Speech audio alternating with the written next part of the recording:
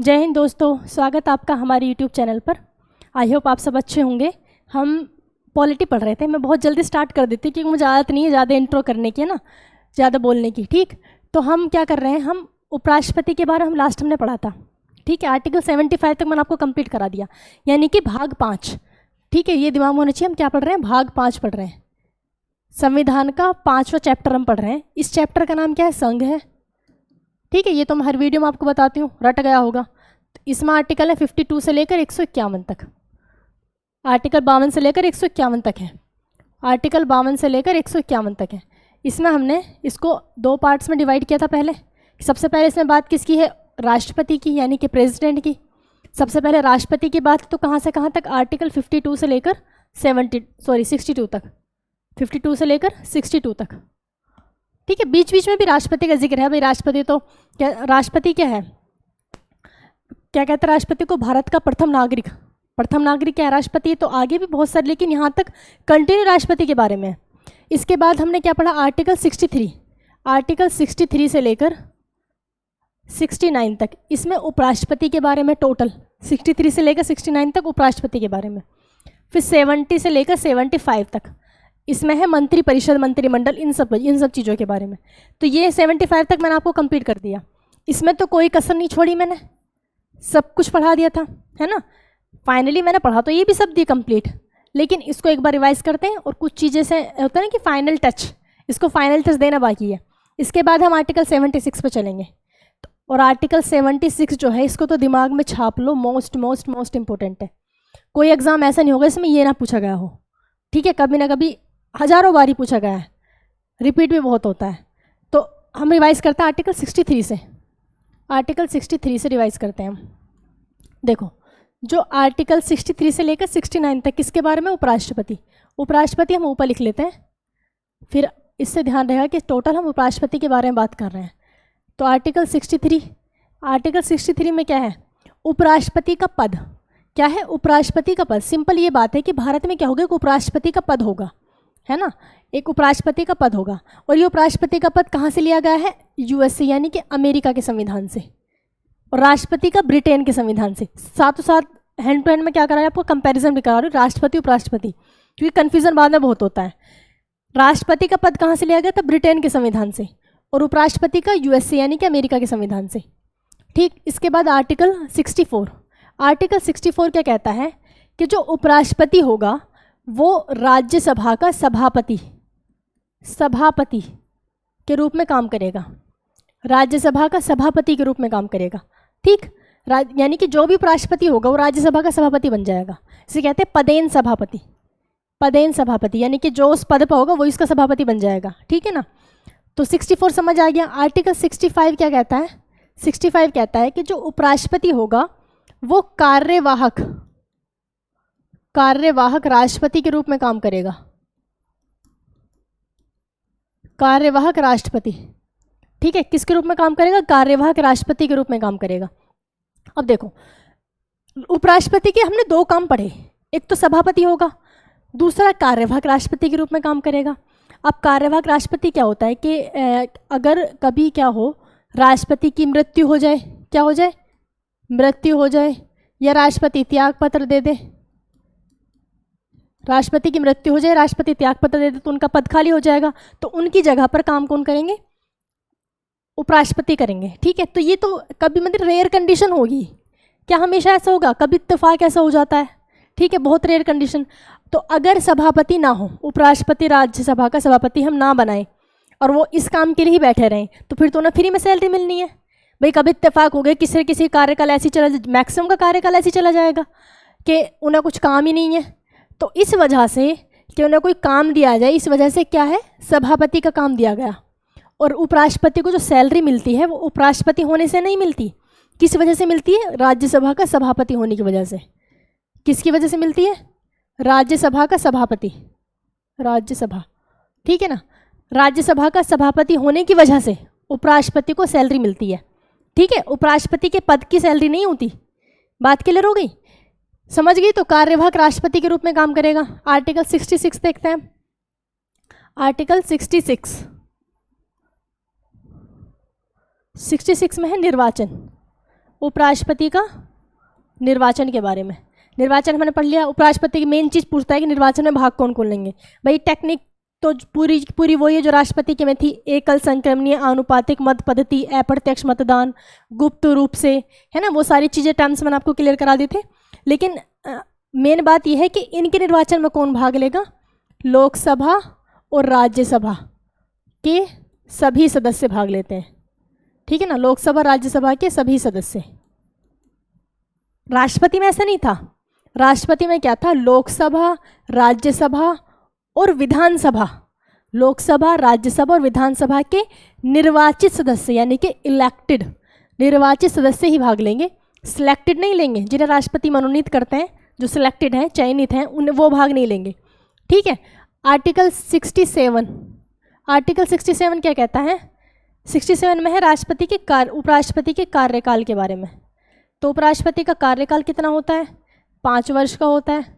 इसी के साथ साथ हमने पढ़ लिया था कि ये तो टोटल कंप्लीट है, कंप्लीट कार्यकाल 5 साल का होगा। लेकिन सपोज वो बीच में त्यागपत्र देना चाहें तो त्यागपत्र किसको देंगे, त्यागपत्र किसको देंगे,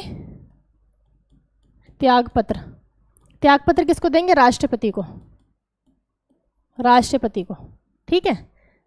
त्यागपत्र किसको देंगे, राष्ट्रपति को। और राष्ट्रपति किसको देते हैं, उपराष्ट्रपति को। तुम मुझे दे दो, मैं तुम्हें दे दूँ, ठीक है, एक दूसरे का क्रॉस, ठीक है। बात के लिए राष्ट्रपति देंगे उपराष्ट्रपति को त्यागपत्र और उपराष्ट्रपति देते हैं राष्ट्रपति को त्यागपत्र, ठीक। तो ये तो त्यागपत्र की बात होगी। यहाँ पे एक चीज़ थी कि अगर ये तो उन्होंने अपनी मर्जी से दिया, मैं रिज़ाइन तो कोई अपनी मर्जी से करता है, लेकिन सपोज करो कि भारतीय को लगे या संसद को लगे कि उपराष्ट्रपति ठीक से काम नहीं कर रहे हैं, मतलब कि उन्हें हटाना चाहें, तो हटाने के लिए भी कोई प्रोसीजर होना चाहिए। तो हटाने के लिए उपराष्ट्रपति पर भी क्या लगाया जाएगा, महाभियोग जैसी प्रक्रिया से उपराष्ट्रपति को हटाया जाता है, ठीक है। क्या कहेंगे इसको, महाभियोग जैसी प्रक्रिया, क्योंकि महाभियोग सिर्फ और सिर्फ किसके लिए यूज़ करेंगे हम, राष्ट्रपति के लिए, और प्रोसीजर सेम है, तो इसलिए महाभियोग जैसी प्रक्रिया हो जाएगी। तो ये पढ़ते हैं उपराष्ट्रपति पर महाभियोग, ठीक है, उपराष्ट्रपति पर महाभियोग। यहाँ तक क्लियर ना, आर्टिकल 67 में इसको हम ऐड कर रहे हैं, उपराष्ट्रपति पर महाभियोग। महाभियोग मतलब पद से हटाना, उपराष्ट्रपति पर महाभियोग, उपराष्ट्रपति पर महाभियोग। इसके साथ साथ मैं इधर राष्ट्रपति का भी कर लिख देती हूँ, जो कन्फ्यूज़न ना हो बाद में। इधर हम राष्ट्रपति का पढ़ लेंगे, इधर उपराष्ट्रपति का पढ़ लेंगे। देखो, जब हमने क्या पढ़ा था, राष्ट्रपति पढ़ा था। राष्ट्रपति को देखो पहले, राष्ट्रपति में क्या, ये संसद हो गई हमारी, संसद, संसद कैसे बना मैं,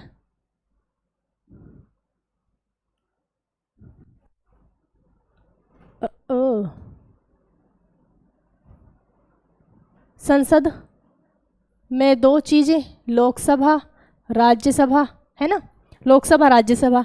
तो राष्ट्रपति का यहाँ पे भी बना लेते हैं, पहले 1-2 एक साथ पढ़ेंगे। यहाँ पे भी 2, लोकसभा राज्यसभा, सदन तो 2 ही होते हैं, लोकसभा राज्यसभा।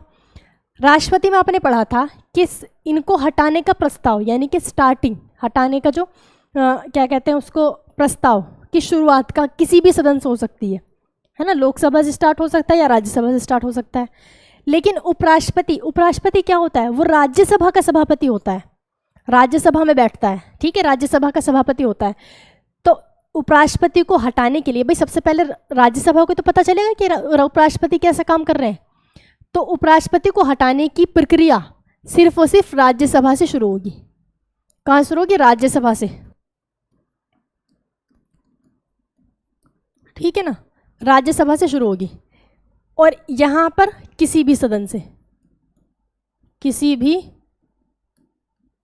सदन से, ठीक। आगे बिल्कुल सेम, यहाँ बस ये डिफरेंस है कि यहाँ किसी भी सदन से स्टार्ट हो सकता है और यहाँ सिर्फ और सिर्फ राज्यसभा से स्टार्ट हो, क्योंकि राज्यसभा में ही तो उपराष्ट्रपति बैठता है, तो राज्यसभा को पता है वो कैसे काम कर रहा है, इसलिए राज्यसभा उसको हटाएगी। तो हटाने के लिए सेम प्रोसीजर, हटाने के लिए कितना चाहिए आपको मत, कितना बहुमत चाहिए, 25%, या इसको हम कह सकते हैं 1/4। हटाने के लिए 25%, शुरुआत करने के लिए, प्रस्ताव को की शुरुआत करने के लिए 25% बहुमत चाहिए, यानी कि 1/4 लोगों की वोटिंग चाहिए। ठीक, अब इसको हटाना, फिर इसके बाद प्रस्ताव पारित करने के लिए यानी कि फाइनल डिसीजन के लिए कितना चाहिए, 2/3। इसको हम कह सकते हैं 66%, 2/3 या फिर 66%। फिर प्रस्ताव कहाँ जाएगा, लोकसभा में जाएगा। और 14 दिन पहले किसको सूचना दी जाएगी, उपराष्ट्रपति को सूचना।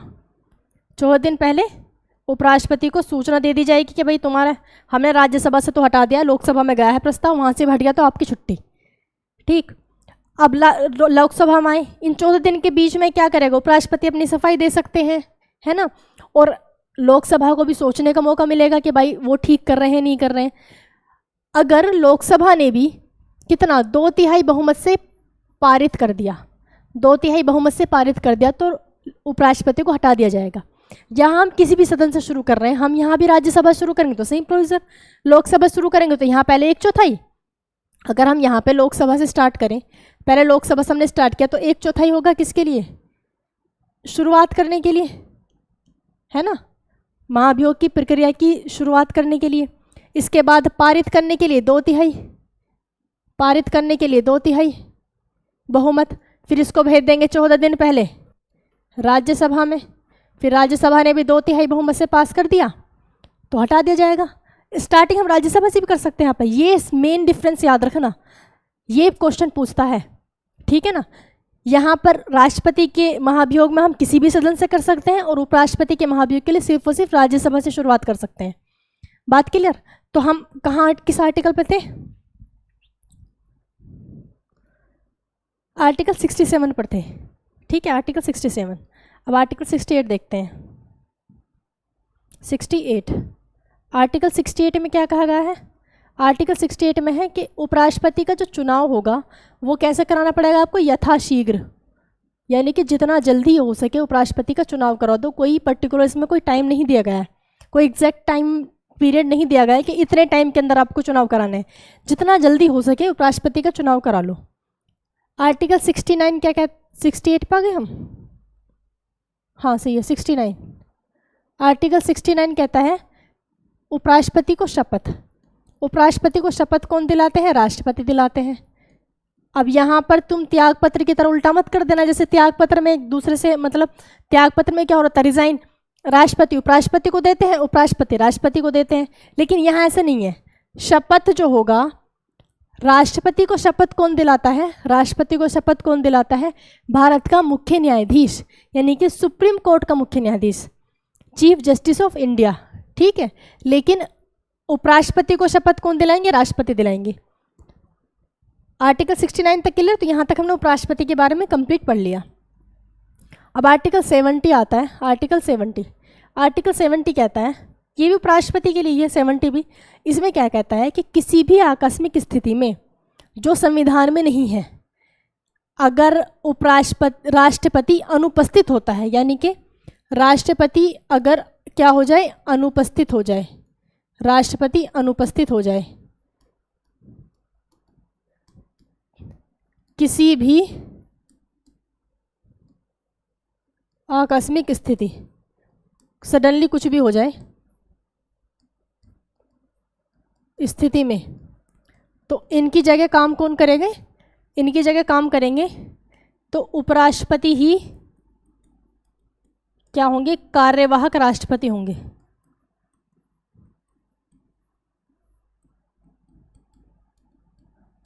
ठीक है, यानी कि मृत्यु हो जाए, त्यागपत्र हो जाए तो नॉर्मल कंडीशन होगी, लेकिन इसके अलावा भी कुछ भी हो जाए जो संविधान में नहीं है तो उपराष्ट्रपति ये नहीं कह सकते कि भाई ये तो संविधान में लिखा ही नहीं, मैं तो नहीं कर रहा उसकी जगह काम। ठीक, तो इस वजह से पहले लिख दिया है कि आर्टिकल 70, सोचो कितना डीप है, हर चीज़ को कितनी गहराई से सोच के किया है, बहुत बेहतरीन चीज़ है, बहुत अच्छे से लिखा है संविधान। तो बात समझ आ गई, कुछ भी हो जाए, राष्ट्रपति का किसी ने किडनैप कर लिया, कहीं विदेश चले गए, या इतनी ज़्यादा उनकी यानी कि बहुत ज़्यादा बीमार हो गए, कुछ भी हो सकता है पद खाली होने के लिए, तो कोई भी कंडीशन हो उसमें उपराष्ट्रपति क्या करेंगे, कार्यवाहक राष्ट्रपति के रूप में काम करेंगे। लेकिन अगर सोचो कि अगर राष्ट्रपति, तो यानी कि राष्ट्रपति सपोज करो आईसीयू में है ना, राष्ट्रपति आईसीयू में यानी कि पद खाली है, और उसी टाइम उपराष्ट्रपति भी नहीं है, उपराष्ट्रपति सपोज करो उपराष्ट्रपति ने रिज़ाइन दे दिया उस टाइम, यानी कि उपराष्ट्रपति भी नहीं है, राष्ट्रपति का पद भी खाली है, फिर राष्ट्रपति की जगह कौन आएगा? फिर राष्ट्रपति की जगह कौन आएगा? देखो, राष्ट्रपति की जगह कौन आते हैं? उपराष्ट्रपति।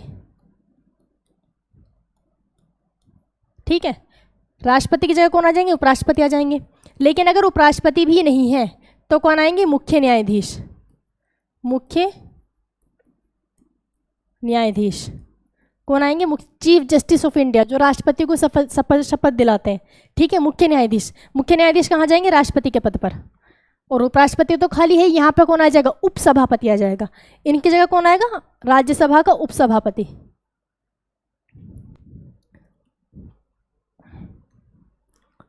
इनकी जगह आएंगे राज्यसभा का उपसभापति। बात क्लियर हो रही है? ऐसे वे हैं, कौन थे? डॉक्टर एम हिदायतुल्लाह, जो चीफ जस्टिस थे, पहले मुस्लिम चीफ जस्टिस, पहले मुस्लिम मुख्य न्यायाधीश एम हिदायतुल्लाह। उनके टाइम पे ऐसा हुआ था। उनके टाइम पे क्या हुआ था? वो उपराष्ट्रपति भी नहीं थे, तो कुछ टाइम के लिए वो राष्ट्रपति भी बने और मुख्य न्यायाधीश थे भी। सोचो क्या किस्मत थी उनकी। ठीक, क्लियर है? नहीं, अगर उपराष्ट्रपति भी नहीं होगा तो कौन आएगा? मुख्य न्यायाधीश आता है। तो यहाँ तक आर्टिकल 70 तक क्लियर। आर्टिकल 71 देखते हैं। आर्टिकल 71, आर्टिकल 71, आर्टिकल 71 क्या कहता है? कि राष्ट्रपति और उपराष्ट्रपति, यानी वैसे मैंने आपको पढ़ा दिया, बस एक बार रिवाइज कर रहे हैं। राष्ट्रपति और उपराष्ट्रपति के चुनाव संबंधी कोई भी विवाद होता है तो सीधे कौन सुलझाएगा? Supreme court. राष्ट्रपति, उपराष्ट्रपति, उपराष्ट्रपति, चुनाव संबंधी जो विवाद होगा वो सीधे कहाँ जाएगा? सुप्रीम कोर्ट जाएगा। सीधे कहाँ जाएगा? Supreme court. जो ये है ना, ये मुख्य न्यायाधीश, यही सुलझाएंगे इस केस को, यही लेंगे। बात भी ठीक है, सबसे बड़ा है पूरे भारत इसके ऊपर है। ठीक, आर्टिकल 71। आर्टिकल 72 आपको पता है, ये हमने बहुत पहले पढ़ लिया था। आर्टिकल 72 में क्या है? राष्ट्रपति की क्षमादान शक्ति, क्षमादान शक्ति, राष्ट्रपति की क्षमादान शक्ति। आर्टिकल 72। आर्टिकल 73 देखते हैं। आर्टिकल 73, आर्टिकल 73 क्या कहता है?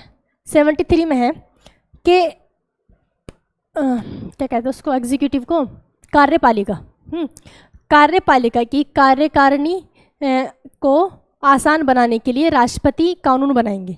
ठीक, यानी कि जो कार्यपालिका है, कार्यपालिका मतलब समझते हो? जब भी कार्यपालिका बोला यानी कि आपके दिमाग में आना चाहिए क्या हो? कार्यपालिका मतलब होता है एग्जीक्यूटिव, यानी कि नेता, अधिकारी, कर्मचारी, जो 3 लेयर होती है ना काम करने वाली, है ना, जनता के सेवक, वो सब क्या आते हैं? वो कार्यपालिका में आते हैं। तो कार्यपालिका की कार्यकारिणी को, यानी कि उनके जो वर्क हैं उसको आसान बनाने के लिए राष्ट्रपति कानून बनाएंगे। ये किसमें? आर्टिकल 73 में। आर्टिकल 73। आर्टिकल 74 क्या कहता है? आर्टिकल 74 में है कि जो राष्ट्रपति हैं, राष्ट्रपति की सलाह देने के लिए क्या होगा? एक मंत्री परिषद होगा, है ना। राष्ट्रपति को सलाह के लिए क्या होगा? एक मंत्री परिषद होगा। और इस मंत्री परिषद का अध्यक्ष कौन होगा? पीएम होगा, यानी कि प्रधानमंत्री होगा। इस मंत्री परिषद का अध्यक्ष कौन होगा? प्रधानमंत्री होगा। इसके बाद आर्टिकल 75, देखो यहाँ तो है मंत्री परिषद, तो मंत्री परिषद के साथ मैंने आपको मंत्रिमंडल भी समझा दिया। क्या मंत्री परिषद होता है, क्या मंत्रिमंडल होता है। बात एक ही है, काउंसिल ऑफ मिनिस्टर्स और ग्रुप ऑफ मिनिस्टर्स एक ही चीज़ है, लेकिन साइज़ का फ़र्क है, साइज़ का फ़र्क है। मंत्रिमंडल में सिर्फ और सिर्फ आते हैं कैबिनेट मंत्री, या जिनके ऊपर कैबिनेट मंत्री का प्रभार है या फिर उनका वर्क संभाल लें वो।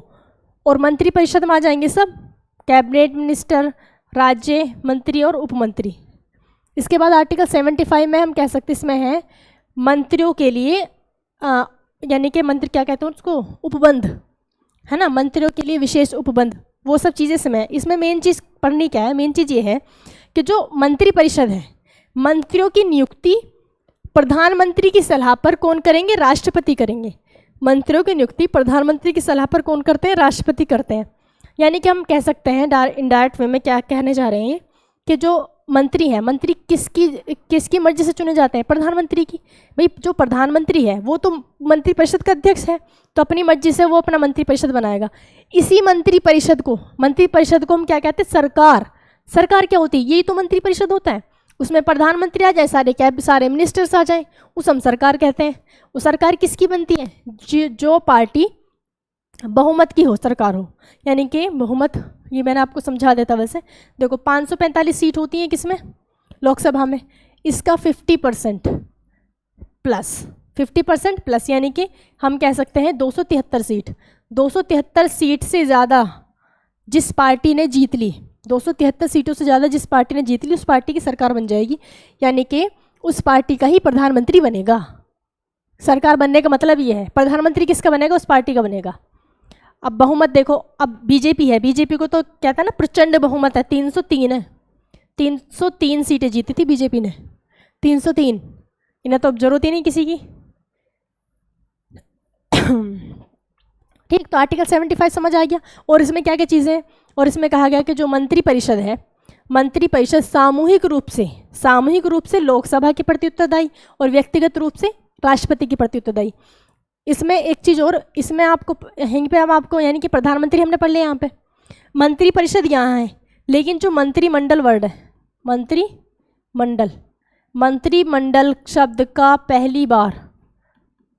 का जो पहली बार प्रयोग हुआ था आर्टिकल 352 में हुआ था। आर्टिकल 352 में पहली बार प्रयोग हुआ मंत्रिमंडल का। 352 आर्टिकल क्या है? अब राष्ट्रीय आपात। 352 क्या है? National emergency. इसी में तो कहा गया है कि मंत्रिमंडल की सलाह पर राष्ट्रपति क्या लगाएंगे? आपातकाल की घोषणा करेंगे, मंत्रिमंडल की सलाह पर। तो मंत्रिमंडल जो शब्द पहली बार यूज हुआ था आर्टिकल 352 में, यहाँ पे सिर्फ मंत्री परिषद है। ये बात क्लियर है? यहाँ पे सिर्फ मंत्री परिषद है। और इसमें आर्टिकल 75 में हमने क्या क्या देखा था, ये सब हमने पढ़ लिया। आर्टिकल 75 यहाँ तक क्लियर है। अब यहीं पर हम देख लेते हैं प्रधानमंत्री की शक्तियाँ क्या क्या होती हैं। प्रधानमंत्री की शक्ति, पावर ऑफ प्रेसिडेंट। देखो प्रधानमंत्री क्या होता है? एक तो योजना आयोग का अध्यक्ष होता है, योजना आयोग।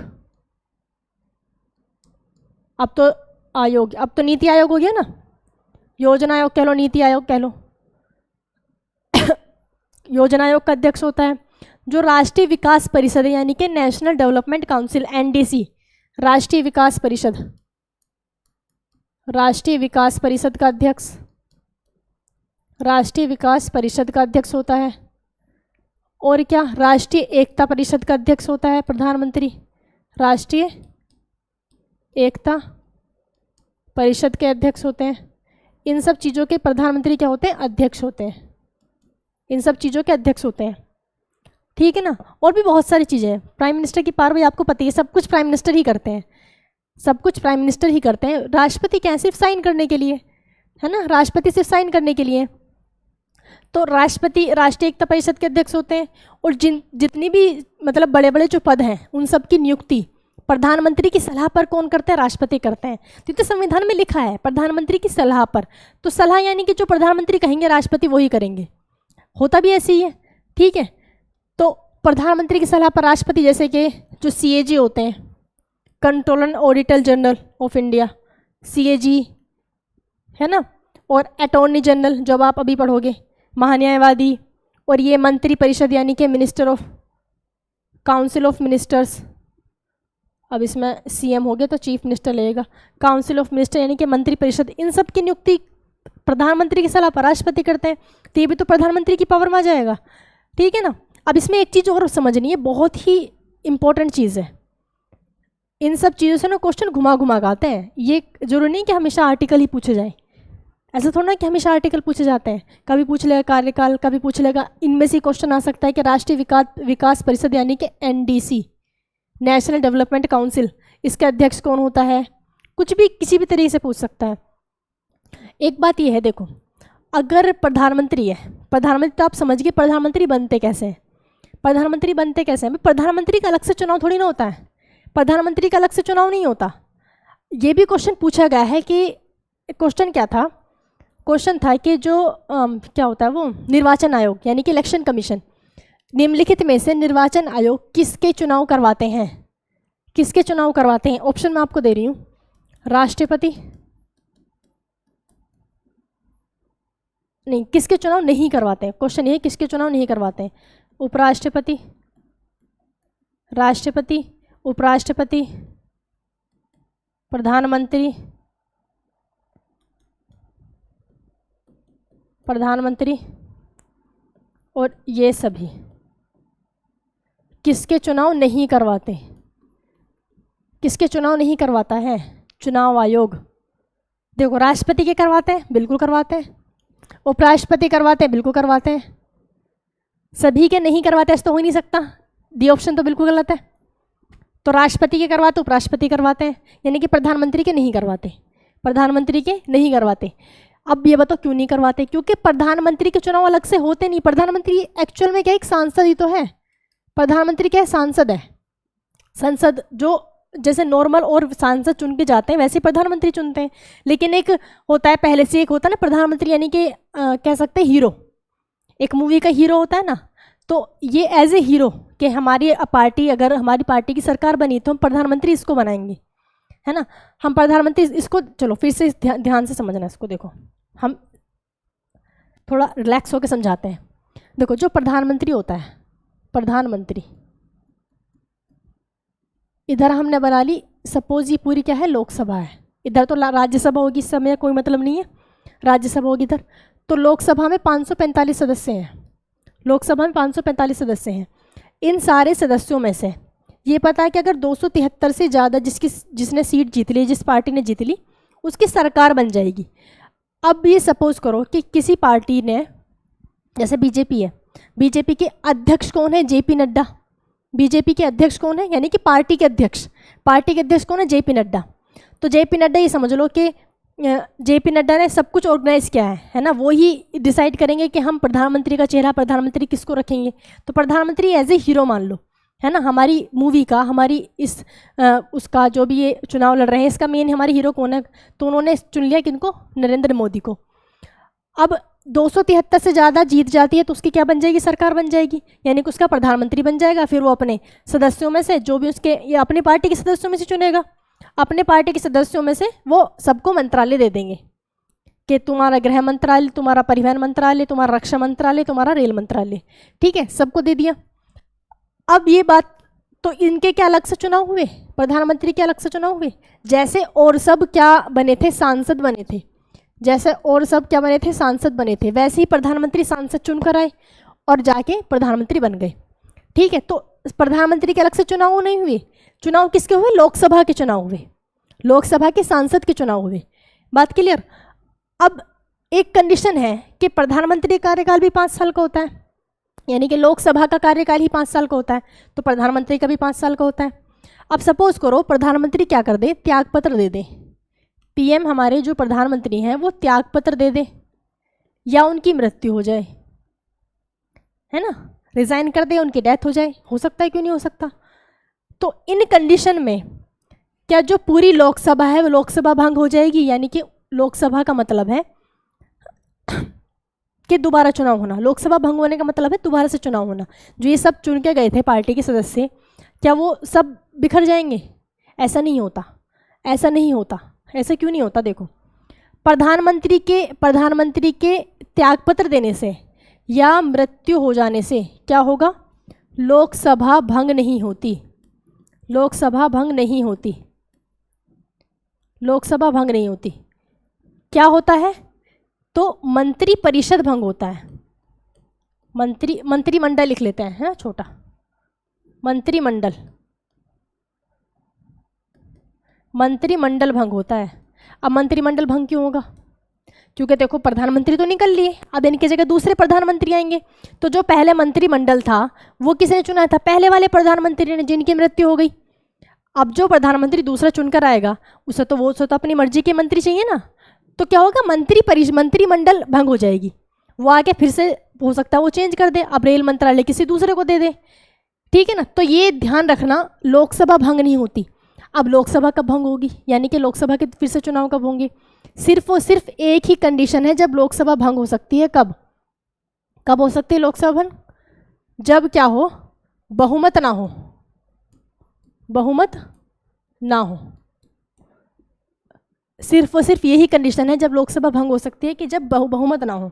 जैसे मैंने बताया था ना, वो जब राष्ट्रपति विवेकाधिकार शक्ति का यूज़ करते हैं अपनी, तो लोकसभा बहुमत ना होने का मतलब किसी को भी 273 प्लस सीट ना मिले, किसी भी पार्टी को 273 प्लस सीट ना मिले।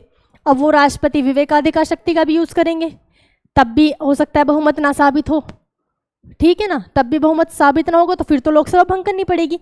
तो भंग होने का मतलब फिर से चुनाव होंगे, बात क्लियर। तब होते हैं लोकसभा के फिर से चुनाव।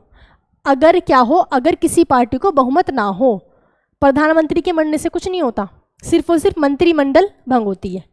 अब प्रधानमंत्री या फिर ये प्रधानमंत्री नॉर्मल एक सांसद है, अब वो उनकी डेथ हो गई, या सपोज करो किसी भी एक सांसद की डेथ हो गई, किसी भी एक सांसद नहीं है, तो उसके लिए सीट तो फुल करनी है भाई, जितने 545 लोग हैं हमें तो पूरे चाहिए संसद में। तो उसके लिए जो इकलौते के लिए जो चुनाव होते हैं, या फिर एक दो के लिए, पूरे के ना होके सिर्फ एक दो इंसान के लिए, एक दो सीट के लिए जो चुनाव होते हैं, उन चुनाव को हम क्या कहते हैं? उन चुनाव कहते हैं हम उपचुनाव। क्या कहते हैं? हम उपचुनाव कहते हैं। उन चुनाव को हम क्या कहते हैं? उपचुनाव कहते हैं, ठीक है। तो उपचुनाव कोई अलग से कोई चीज़ है नहीं, सेम ही होता है, बस एक दो सीट के लिए होगा पर्टिकुलर किसी एरिया में, ठीक। अब दूसरी एक चीज़ और है, एक कॉन्सेप्ट ये है कि देखो जो प्रधानमंत्री होते हैं, प्रधानमंत्री की अगर हम उसकी यानी कि योग्यता की बात करें तो योग्यता में सेम है, सेम चिपका दो, बस एज का डिफरेंस हो जाएगा। भारत का नागरिक हो, पागल दिवालिया ना हो, और किसी लाभ के पद पर ना हो, लोकसभा का सदस्य बनने योग्य हो। एज क्या है? एज होनी चाहिए, यानी कि आयु कितनी होनी चाहिए? 25 वर्ष, न्यूनतम 25 वर्ष। अब ये जो 25 वर्ष आयु है, ये आप प्रधानमंत्री की कह लो या पूरे लोकसभा सदस्यों की कह लो, है ना, क्योंकि प्रधानमंत्री लोकसभा सदस्य तो हैं, यानी किसी भी सांसद की मिनिमम एज कितनी होनी चाहिए? 25 ईयर्स होनी चाहिए। ये हम आगे जब संसद के बारे में पढ़ेंगे, अब नेक्स्ट हमारा 79, 80, 81 संसद के ही है, संसद, राज्यसभा, लोकसभा, ठीक। तो ये बात समझ गए, एज कितनी होनी चाहिए? 25 होनी चाहिए। लेकिन एक चीज़ और है कि प्रधानमंत्री, जैसे प्रधानमंत्री आपको बताया मैंने कि नॉर्मल सांसद होता है, तो कहीं ना कहीं से वो उन्होंने चुनाव लड़के एक सांसद बनकर आए हैं। अब सपोज करो कि किसी पार्टी का ने पहले से चुन रखा है कि हम प्रधानमंत्री इसको बनाएंगे, अब जिसको प्रधानमंत्री के लिए चुन रखा है सॉरी वही हार जाए, वही अपनी सीट से हार जाए, तो फिर क्या होगा? तो फिर भी वो प्रधानमंत्री बन जाएगा। देखो अपने लिए कितनी फैसिलिटी है, वो एग्जाम में फेल हो गए तब भी वो उनको मिल गई सीट, वो फिर भी क्या हो जाएगा? प्रधानमंत्री बन जाएगा। लेकिन 6 महीने के अंदर, कितने? 6 महीने के अंदर, 6 महीने के अंदर सदस्यता लेनी पड़ेगी।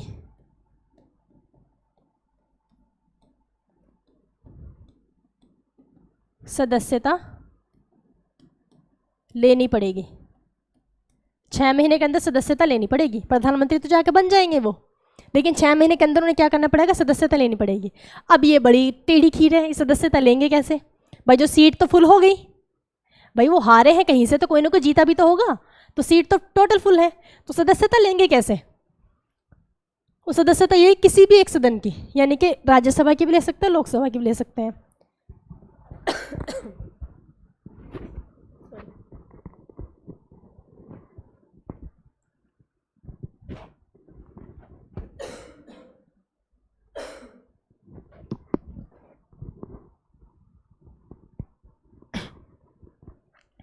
ठीक है, सदस्यता किसी भी सदन की ले सकते हैं। अब सदस्यता कैसे लेंगे? बात समझ रहे हैं ना मैं क्या कहना चाह रही हूँ? मैं ये कहना चाह रही हूँ कि अगर प्रधानमंत्री हैं, है ना, प्रधानमंत्री का जो चेहरा है वो नॉर्मल सांसद बन के ही आता है। अब वो नॉर्मल सांसद बन के आया, उसने जहाँ से चुनाव लड़ा तो वहाँ से वो हार गया, तो फिर भी क्या वो प्रधानमंत्री बन जाएगा? बन जाएगा, फिर भी प्रधानमंत्री बन जाएगा। लेकिन 6 महीने के अंदर सदस्यता लेनी पड़ेगी। ऐसे भी होता है कि जो प्रधानमंत्री के लिए होते हैं, या फिर कोई भी हो सकता है, वो 2 जगह से भी चुनाव लड़ सकते हैं, 2 सीट से भी चुनाव लड़ सकते हैं। सोचो, नरेंद्र मोदी ने भी 2 जगह, यूपी से थे, गुजरात से था, 2 जगह से चुनाव लड़े थे। राहुल गांधी ने भी, एक तो था यूपी से और एक केरला से, तो यूपी से हार गए थे, केरला से जीते थे।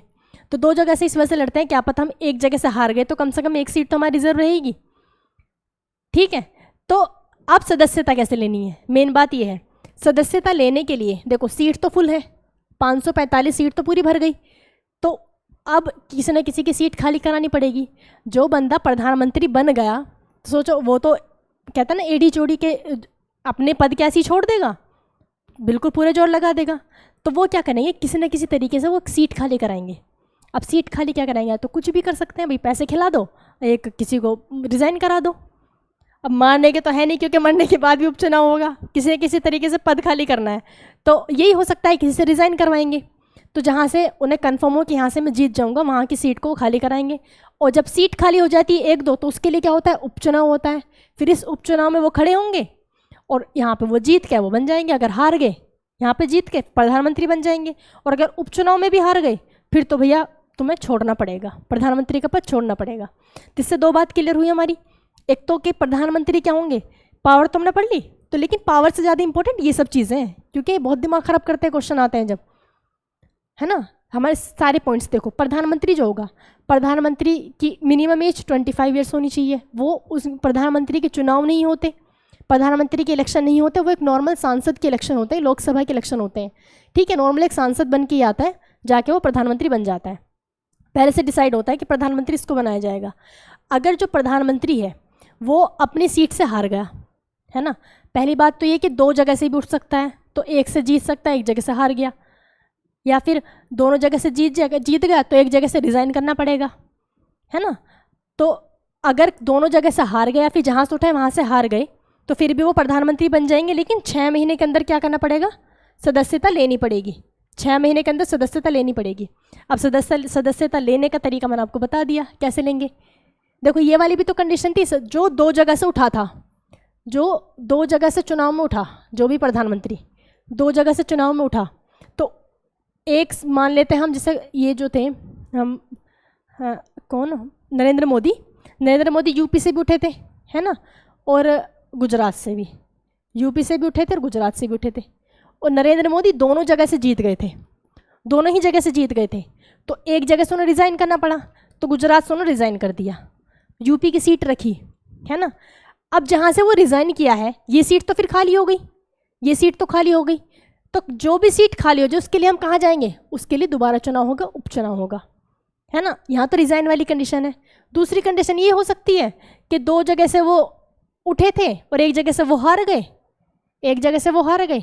अब वो हारे हैं तो कोई ना कोई तो वहाँ जीता होगा ना, तो उनके पास तो एक ही सीट रिजर्व आई, तो यहाँ पे तो उपचुनाव की गुंजाइश है नहीं भाई। वो हारे हैं, 2 जगह से भले ही उठे, तो एक जगह से तो वो हार गए ना, तो अगर वो हारे हैं तो कोई ना कोई तो वहाँ जीता होगा, ठीक, तो वहाँ तो सीट फुल है।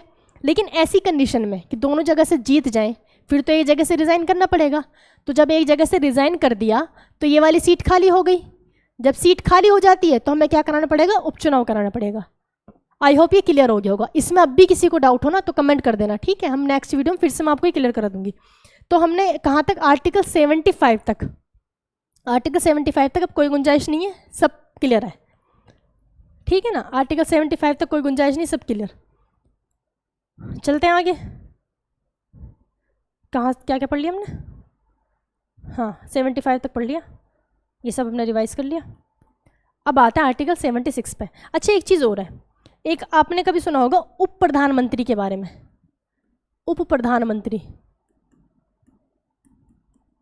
उप प्रधानमंत्री, उप प्रधानमंत्री जो होता है ये कोई क्या है, ये संवैधानिक पद नहीं है। संवैधानिक पद का मतलब जो संविधान में लिखा है, जैसे प्रधानमंत्री का जिक्र संविधान में, संवैधानिक पद है। राष्ट्रपति संवैधानिक पद है, उपराष्ट्रपति संवैधानिक पद है। आगे आप जितने भी पद पढ़ोगे वो संवैधानिक होंगे।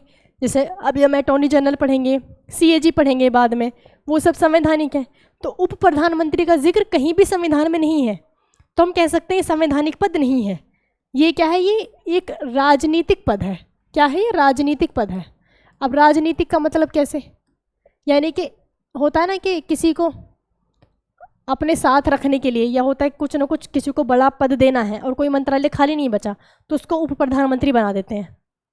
उसको क्या बनाते हैं, उप प्रधानमंत्री बना देते हैं। जैसे सपोज करो कि गठबंधन की सरकार है। अब गठबंधन का तो मतलब समझ रहे हैं ना, यानी कि 2 पार्टी एक साथ जुड़ के जब बहुमत पूरा करती हैं। गठबंधन का मतलब जैसे 230 सीट किसी को मिल गई और 245 किसी और को मिल गई, 100 सीट किसी और को मिल गई, तो इसमें इस कंडीशन में तो बहुमत किसी को नहीं है, यानी कि 273 प्लस होनी चाहिए जब ये एक सरकार बनेगी। तो अगर ये दोनों पार्टी एक साथ मिल जाएं, ये दोनों पार्टी एक साथ मिल जाएं, तो इसको हम क्या कहेंगे, गठबंधन कहेंगे। इसको हम क्या कहेंगे, गठबंधन कहेंगे। अब ये एक साथ मिल गई तो कितनी होगी, ये 330 सीट हो गई, फिर तो बहुत तगड़ा हो गया बहुमत, है ना। तो इसको हम क्या कहते हैं, गठबंधन कहते हैं। तो हम क्या कह रहे थे कि जैसे गठबंधन की सरकार है, तो जो पार्टी गठबंधन करेगी वो तो ये कहेंगे कि भाई हम तुम्हारे साथ जब जुड़ेंगे, भाई ये तो 230 है, इसको तो ज़रूरत है इसकी, 100 वाले का तो कुछ नहीं होने वाला, इसको 230 वाले को 100 वाले की ज़रूरत है। तो ये 100 जिनके पास 100 सीट है वो कहेंगे कि देखो हम तुम्हारे साथ जब भी जुड़ेंगे, पहले हमें क्या करो, हमें रेल मंत्रालय हमें चाहिए, परिवहन मंत्रालय हमें चाहिए, ये मंत्रालय हमें चाहिए। अब क्या हो, अब भाई हर चीज़ जो मंत्रालय दिया जाता है तो एटलीस्ट उसकी कुछ एबिलिटी देख के भी तो दिया जाता है, थोड़ा किसी को भी दे देंगे। तो ऐसी कंडीशन में इनको मनाना भी है ना, इनको जाने भी नहीं देना, और इनको एक रेस्पेक्टेड पद, एक बड़ा पद भी देना है। तो इनको मनाने के लिए एज ए लॉलीपॉप हम क्या दे देंगे, उप प्रधानमंत्री का पद दे सकते हैं इनमें से किसी एक को, जो भी इनका बड़ा होगा, है ना, उप प्रधानमंत्री का पद देते हैं। ऐसे ही काम कुछ नहीं होता। अब जब ये संवैधानिक ही नहीं है तो इसके बारे में कुछ क्वालिफिकेशन, कुछ योग्यता, कुछ कार्यकाल कुछ होगा ही नहीं, ठीक है। तो उप प्रधानमंत्री कुछ नहीं है, समझ आ गई बात, ये होता है उप प्रधानमंत्री। अब उप प्रधानमंत्री अब तक टोटल 7 हुए हैं, कितने हुए हैं टोटल, 7 हुए हैं। 7 के नाम याद नहीं रखने, सिर्फ पहला और आखिरी याद रख लो। जो 7 में जो फर्स्ट थे, है ना, जो फर्स्ट थे वो थे सरदार वल्लभ भाई पटेल, सरदार वल्लभ भाई पटेल, सरदार वल्लभ भाई पटेल। अब सरदार वल्लभ भाई पटेल पहले हमारे गृह मंत्री भी हैं, पहले उप प्रधानमंत्री भी हैं, यानी कि इनके पास 2 मंत्रालय थे। तो इससे ये बात भी क्लियर होती है कि एक मंत्री 2 मंत्रालय रख सकता है, रख सकता है नहीं, एक मंत्री 2 मंत्रालय भी रख सकता है। आपने पढ़े भी होंगे कि इनके पास ये वाला, इस मंत्रालय का अतिरिक्त भार आ गया, ऐसे भी होता है। या अभी जो हैं अमित शाह हैं, अमित शाह के पास भी तो 2 मंत्रालय हैं, सहकारिता मंत्रालय और दूसरा गृह मंत्रालय, इस तरीके से, ठीक है। तो सरदार वल्लभ भाई पटेल पहले थे, और जो 7वें थे इसमें, जो 7 थे 7वें नंबर के, वो थे लाल कृष्ण आडवाणी। देखो मैं लाल कलर से लिख रही हूँ, लाल कृष्ण आडवाणी, मैचिंग, लाल कृष्ण आडवाणी। 7वें कौन थे, लाल कृष्ण आडवाणी, ठीक है। पहले थे सरदार वल्लभ भाई पटेल, 7वें थे लाल कृष्ण आडवाणी। तो प्रधानमंत्री कुछ नहीं होता। एक होता है किचन कैबिनेट, किचन कैबिनेट,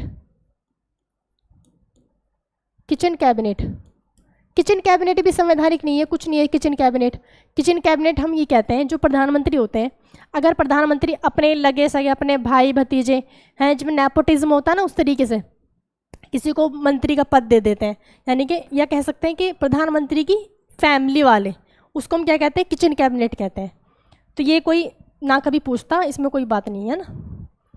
अच्छा, एक पॉइंट था कि जो, हाँ, साइंटिस्ट के नाम थे 2, एक तो थे मोर्ले, साइंटिस्ट का नाम क्या है, मोर्ले, मोर्ले, और एक थे म्यूर। मोर्ले साइंटिस्ट ने कहा था कि जो प्रधानमंत्री होते हैं, प्रधानमंत्री समकक्षों में प्रथम है, समकक्षों में प्रथम। समकक्षों में प्रथम कौन है, प्रधानमंत्री हैं। समकक्षों में प्रथम कौन है, प्रधानमंत्री हैं। अब समकक्ष यानी कि जितने भी सारे वे हैं, भाई कैबिनेट मिनिस्टर हैं, राज्य मंत्री है, उप मंत्री हैं, तो सबसे जो सुपीरियर हैं कौन है, वो प्रधानमंत्री तो हैं। तो समकक्षों में प्रथम किसने कहा था, मोर्ले ने कहा था प्रधानमंत्री को, प्राइम मिनिस्टर को। म्यूर ने क्या कहा, म्यूर ने कहा कि जो राज्य रूपी गाड़ी है ना, प्रधानमंत्री जो होंगे वो राज्य रूपी गाड़ी का स्टीयरिंग व्हील है, स्टीयरिंग व्हील है, स्टीयरिंग व्हील है। यानी कि जो राज्य रूपी गाड़ी होती है, राज्यों को चलाने वाले, जो स्टीयरिंग से तो चलती है हर चीज़, तो चलाने वाले कौन है, प्रधानमंत्री होते हैं। बात भी ठीक है, तो ये ध्यान रखना, कभी हो सकता है ये पूछ ले। मोर्ले का नाम और म्यूर का नाम, मोर्ले और म्यूर, ठीक। तो ये हो गया। अब चलते हैं आर्टिकल 76 पे। फाइनली आर्टिकल 7 टाइम क्या हो गया, अभी तो है ना, 76 हम कंप्लीट कर लेंगे। आर्टिकल 76 देखो, आर्टिकल 76, इस पर मैं कितनी बार मोस्ट लगाऊं, मोस्ट मोस्ट मोस्ट इम्पोर्टेंट, ठीक है ना, अनंत तक, अनंत काल तक, अनंत तक, है ना, अनंत तक इम्पोर्टेंट है इतना ज़्यादा। 76 आर्टिकल, इसमें है, इसमें जिक्र है महान्यायवादी का, महान्यायवादी, महान्यायवादी इंग्लिश में इसको कहेंगे हम अटॉर्नी जनरल, अटॉर्नी जनरल, क्या कहते हैं, अटॉर्नी जनरल, महान्यायवादी को अटॉर्नी जनरल। देखो महान्यायवादी क्या है, आर्टिकल 76 में किसके बारे में, महान्यायवादी के बारे में। महान्यायवादी जो होता है इसको हम कह सकते हैं कि केंद्र सरकार का वकील है, केंद्र सरकार का क्या है, वकील, यानी कि पेशे से क्या होते हैं, वकील होते हैं। महान्यायवादी है केंद्र सरकार का, केंद्र सरकार, अब केंद्र सरकार से तो आप समझ गए होंगे ना, केंद्र सरकार का मतलब क्या है, यानी कि पूरा मंत्री परिषद है ना, केंद्र सरकार, तो केंद्र सरकार का वकील होता है। तो हम कह सकते हैं पेशे से क्या है, वकील, वकील का काम है। अब वकील है यानी कि ये न्याय की या फिर कानून की बात करता है, तो इसको हम कहते हैं भारत का प्रथम विधि अधिकारी, प्रथम विधि यानी कि कानून, विधि अधिकारी, ये पूछा जाता है क्वेश्चन बहुत बार। थोड़ा सा इधर को हो जा, ठीक है। प्रथम विधि अधिकारी कौन होता है, तो महान्यायवादी होता है। अब इसके बाद महान्यायवादी के बारे में पढ़ते हैं, है ना। ये तो बात क्लियर होगी कि पेशे से क्या, एक वकील है जो केंद्र सरकार के केस लड़ेगा, यानी कि आप केंद्र सरकार पर, सेंट्रल गवर्नमेंट के किसी भी मंत्रालय पर अगर आप कोई केस कर दो तो उसके लिए, उसके खिलाफ जो केस लड़ेगा, हमारे खिलाफ केस कौन लड़ेगा, महान्यायवादी लड़ेगा, है ना। किसकी तरफ से, सेंट्रल गवर्नमेंट की तरफ से। जैसे जो परिवहन मंत्रालय है, नितिन गडकरी हैं उनके, तो हम अगर कहने लगे कि नितिन गडकरी ने कोई घोषणा करी कि आने वाले 2 साल में हम इतने नेशनल हाईवे बना देंगे। अब किसी ने, वो नेशनल हाईवे नहीं बने, किसी ने केस ठोक दिया कि इन्होंने कहा था नेशनल हाईवे बनने थे। तो जो नितिन गडकरी यानी कि जो हमारा परिवहन मंत्रालय है, परिवहन मंत्रालय की तरफ से केस कौन लड़ेगा, अटॉर्नी जनरल। कौन लड़ेगा, अटॉर्नी जनरल लड़ेगा। अब अटॉर्नी जनरल लड़ेगा, अब अटॉर्नी जनरल कहेगा ये बताओ कहाँ लिख के दिया है नितिन गडकरी ने कि इतने हाईवे बन जाएंगे, क्योंकि हर चीज़ तो लिखित में चाहिए, प्रूफ चाहिए भाई। कहने से थोड़ा ना कुछ होता है, कहने से तो काला धन भी वापस आ रहा था, कहने से तो सब कुछ हो रहा था, कहने से तो मोदी जी 15-15 लाख 15-15 वे भी दे रहे थे, 15-15 लाख सबके अकाउंट में। तो ऐसा हुआ क्या, क्योंकि हर चीज़ लिखित में है, हर चीज़ क्या चाहिए, लिखित में चाहिए, तो हो जाएगी सिट्टी पिट्टी गुम, ठीक। अब हम ही कहने लगे कि मैं प्रधानमंत्री हूँ या मैं राष्ट्रपति बनने वाली हूँ, तो कहने से कुछ भी कह लो, क्या उसका कोई प्रूफ है क्या है ऐसा, ठीक। तो ये बात क्लियर होगी कि महान्यायवादी का काम क्या है, केंद्र सरकार के क्या होते हैं, वकील होते हैं। केंद्र, सेंट्रल गवर्नमेंट के ऊपर किसी ने कुछ भी केस कर दिया या कोई भी कानूनी संबंधी बात है, उसकी बात कौन करेंगे, महान्यायवादी करेंगे। बात क्लियर है ये वाली। आगे चलते हैं। जो महान्यायवादी होता है, महान्यायवादी ये राष्ट्रपति के, पहले लिखो ये पूर्णकालिक नहीं होता, ये पूर्णकालिक नहीं होता, पूर्णकालिक, पूर्णकालिक नहीं होता। अब पूर्णकालिक का मतलब क्या है, पूर्णकाल यानी कि पूरा टाइम पीरियड। पूरा टाइम पीरियड हम किसको कहते हैं, 5 साल को, यानी कि 5 साल तक, 5 साल जो इसका कार्यकाल है 5 साल का नहीं होता, 5 साल का कार्यकाल नहीं होता, समझ गए, पूर्णकालिक नहीं होता। अब पूर्णकालिक नहीं होता इसका मतलब है कि ये जो होंगे ये राष्ट्रपति के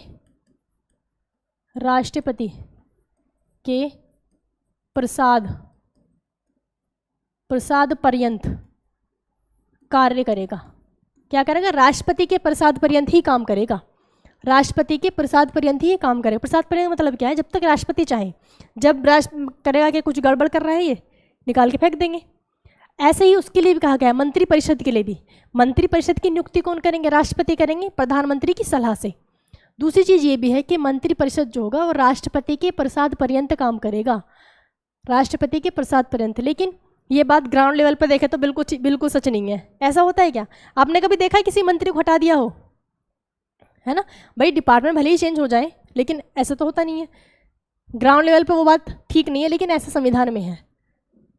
वैसे ही जो अटॉर्नी जनरल होते हैं वो राष्ट्रपति के प्रसाद पर्यंत काम करेंगे।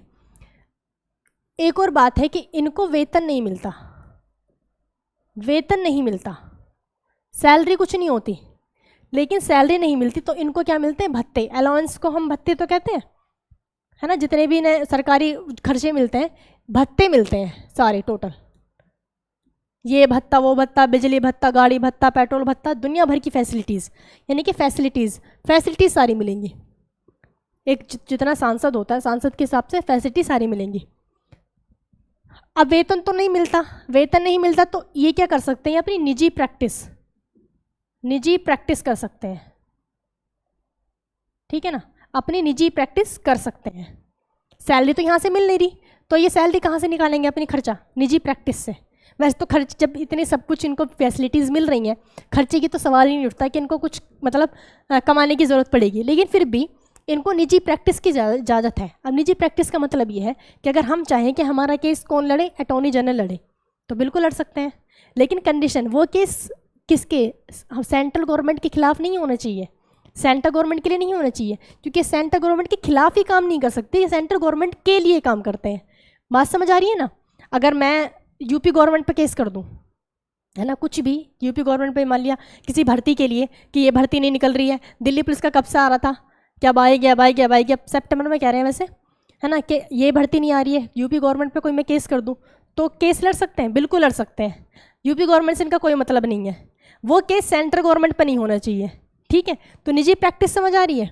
निजी प्रैक्टिस का मतलब अपना पर्सनल कोई किसी और का केस लड़ना है तो लड़ सकते हैं, ये उसी से पूरा उधेड़ लेते हैं। अब हम कहने के औकात है कि हमारी इनको करने की, इनकी लाखों करोड़ों में इनकी फ़ीस होती है, लाखों करोड़ों में इनकी फ़ीस होती है, समझ रहे हैं, निजी प्रैक्टिस। तो यहीं से ही पूरा हम ना उधेड़ लेते हैं। और दूसरी चीज़, ये जो होते हैं अटॉर्नी जनरल, संसद के सदस्य नहीं होते, संसद के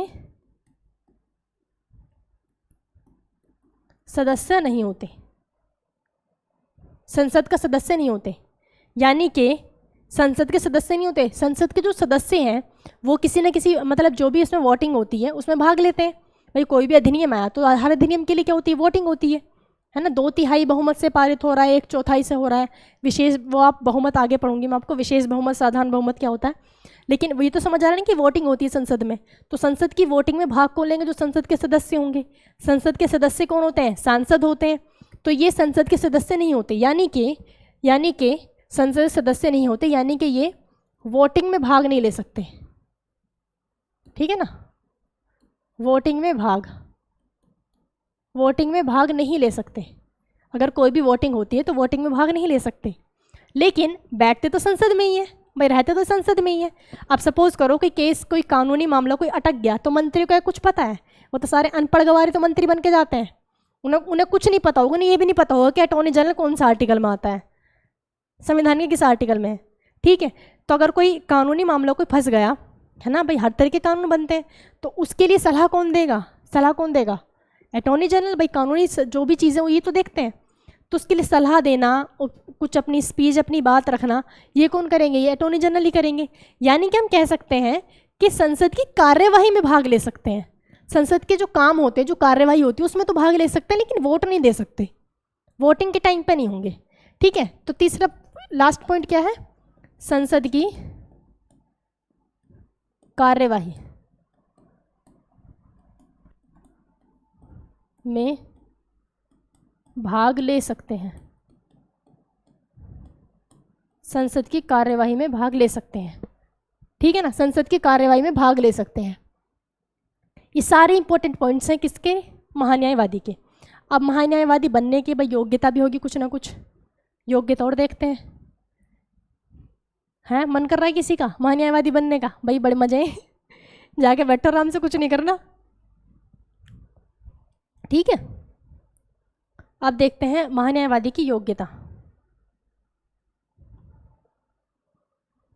यानी कि अटॉर्नी जनरल, एजी, अटॉर्नी जनरल की योग्यता, अटॉर्नी जनरल की योग्यता। इनकी जो योग्यता होती है, सुप्रीम कोर्ट के जज के बराबर होती है। किसके बराबर, सुप्रीम कोर्ट के जज के बराबर, सुप्रीम कोर्ट के जज के बराबर योग्यता होती है, सुप्रीम कोर्ट के जज के बराबर योग्यता होती है इनकी, अटॉर्नी जनरल की। अब देखो, सुप्रीम कोर्ट का जो वकील होता है और सुप्रीम कोर्ट का जज होता है, उनकी योग्यता सेम होती है, यानी कि हम ये भी तो कह सकते हैं कि सुप्रीम कोर्ट के वकील के बराबर होती है। लेकिन वकील कहना थोड़ा सा ना अच्छा नहीं लग रहा है, जज ठीक है, सुप्रीम कोर्ट के जज के बराबर। भाई इतना बड़ा अधिकारी है भारत का, भारत का, पूरे भारत का विधि अधिकारी कौन होता है? अटॉर्नी जनरल होता है। तो सुप्रीम कोर्ट की जज के बराबर योग्यता होती है। भाई क्वालिफिकेशन अलग चीज़ है और आपका जो आपकी जो वैल्यू है, आप जहाँ स्टैंड करते हैं वो चीज़ अलग है। जैसे ग्रेजुएशन है, अब ग्रेजुएशन तो क्वालिफिकेशन है एक, तो ग्रेजुएशन वाले ही किस में जाते हैं? यूपीएससी IAS बनते हैं, है ना। IAS IPS वो कौन बनते हैं? सब ग्रेजुएशन करने के बाद। और कुछ हम कोई ग्रेजुएशन करके वो ऐसे ही निठल्ले फिर रहे हैं, तो क्वालिफिकेशन तो सेम है। और सोचो वो कहाँ है, ये कहाँ है? सेम ऐसी सुप्रीम कोर्ट के जज की भी क्वालिफिकेशन वही होती है और वकील की क्वालिफिकेशन भी वही होती है। ठीक है, तो अटॉर्नी जनरल की क्वालिफिकेशन हम किसके बराबर कह सकते हैं? सुप्रीम कोर्ट के जज के बराबर, सुप्रीम कोर्ट के जज के बराबर। लेकिन अटॉर्नी जनरल बड़ा पद है ना, क्वालिफिकेशन भले ही बराबर हो लेकिन ये बड़ा है। अब देखो ये जो अटॉर्नी जनरल है यानी कि AG, जो अटॉर्नी जनरल है, अटॉर्नी जनरल ने अपनी किसके लिए, अपनी हेल्प के लिए एक किसको रखा है? सॉलिसिटर जनरल को। सॉलिसिटर जनरल अटॉर्नी जनरल से छोटा होता है सॉलिसिटर जनरल। ये कह सकते हैं अटॉर्नी जनरल का हेल्पर है, छोटे मोटे केस इसको दे देगा सॉलिसिटर जनरल को। अब सॉलिसिटर जनरल भाई मेरा भी तो बहुत बड़ा पद है, मुझे भी कोई हेल्पर चाहिए, मुझे भी कोई सेक्रेटरी चाहिए। ठीक है, तो ये भी अपने नीचे एक को रखते हैं, उसे हम कहते हैं additional solicitor general. Additional solicitor general, additional solicitor general. तो इनके पद में इनके पद में तो बहुत ज़्यादा डिफरेंस है। ये इनका सेक्रेटरी, ये इनका सेक्रेटरी, या हेल्पर, कुछ भी कह लो। तो क्या योग्यता सेम होगी? योग्यता तो सेम नहीं होगी। अटॉर्नी जनरल की हमने देखी सुप्रीम कोर्ट के जज के बराबर, तो इनकी तो कम होनी चाहिए ना। सॉलिसिटर जनरल की योग्यता तो कम होनी चाहिए, इनके बराबर रखेंगे तो बराबर नहीं पहुंच जाएगा। तो इनकी होती है हाई कोर्ट के जज के बराबर, हाई कोर्ट के जज के बराबर। इसकी और कम हो जाएगी, ये हो जाएगी डिस्ट्रिक्ट कोर्ट के जज के बराबर, डिस्ट्रिक्ट कोर्ट के जज के बराबर। ठीक, अब देखो जो अटॉर्नी जनरल है योग्यता सुप्रीम कोर्ट के जज के बराबर, तो ये केस किस में लड़ेगा? सुप्रीम कोर्ट में तो लड़ेगा ही। ये केस किस में लड़ेगा? सुप्रीम कोर्ट में भी लड़ लेगा। जब ये सुप्रीम कोर्ट में, जो बंदा सुप्रीम कोर्ट में केस लड़ सकता है, क्या वो हाई कोर्ट डिस्ट्रिक्ट कोर्ट में से रह जाएगा? भाई जो सुप्रीम कोर्ट के लायक है वो हाई कोर्ट डिस्ट्रिक्ट कोर्ट में कैसे नहीं लड़ सकता? बिल्कुल जा सकता है। ठीक है ना, तो सुप्रीम कोर्ट में लड़ सकता है, तो ये हाई कोर्ट में और डिस्ट्रिक्ट कोर्ट में भी केस लड़ सकता है। सॉलिसिटर जनरल की योग्यता ही हाई कोर्ट के जज के बराबर है। ये तो सुप्रीम कोर्ट के तो ख्वाब ही नहीं देख सकता। ठीक है, तो सुप्रीम कोर्ट में तो जाएगा नहीं, ये हाई कोर्ट में केस लड़ सकता है और डिस्ट्रिक्ट कोर्ट में लड़ सकता है। ठीक है, इनकी योग्यता ही डिस्ट्रिक्ट कोर्ट के बराबर है, तो ये डिस्ट्रिक्ट कोर्ट में ही केस लड़ सकते हैं। बात क्लियर है ना? ये सब क्या है? केस लड़ सकते हैं। लिखने में ना टाइम बर्बाद होता है, केस लड़ सकते हैं। बात क्लियर है इतनी? सब क्लियर? तो यानी कि अटॉर्नी जनरल का भी मैंने आपको सब क्लियर किया। Article 76 most important. ठीक है, तो आज के लिए इतना ही। कल को हम स्टार्ट करेंगे आर्टिकल 77 से। आर्टिकल 77 में वैसे तो कुछ है नहीं, एक ही लाइन की बात है, कुछ समझाने वाली बात है नहीं, है ना, जल्दी कर देंगे कवर। ठीक है, तो वीडियो को लाइक शेयर जरूर कर देना, चैनल को सब्सक्राइब कर देना जो नए हैं तो। ठीक है, थैंक यू, फिर मिलते हैं।